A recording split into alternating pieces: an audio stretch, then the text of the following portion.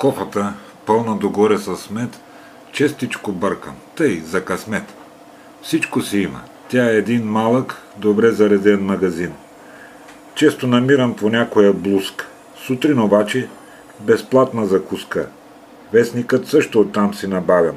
Как ви се струва? Не е ли забавно? Ядеш круасан и четеш новините, как се повдигат нагоре цените.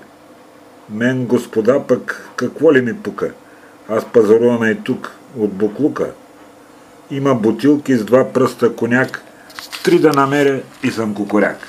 Няма акцизи и бандероли, той магазин е за боси и голи. Манджа за кучета, педигри пал. Ама е чудо, и аз съм е ял. Като я сготвя с бобец и леща, тях пък намирам в буклука от среща. Хлябът насъщен често е сплесен, ама да видиш какво е на есен. Дини и грозде колкото щеш, всичко не можеш да изядеш.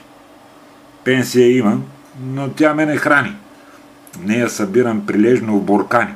Щом поспестя, ще я връча на кмета, та общината да скърпи бюджета. Ако сте гладни, сега е момента. Хем ще побъбрим за парламента, че то само котки дръгливи и кучета чакат зад мен и сърдито скимучат. Уж не разбират тяхната вера, даже и те са против премиера. Ако им падне, биха го яли, ама едва ли.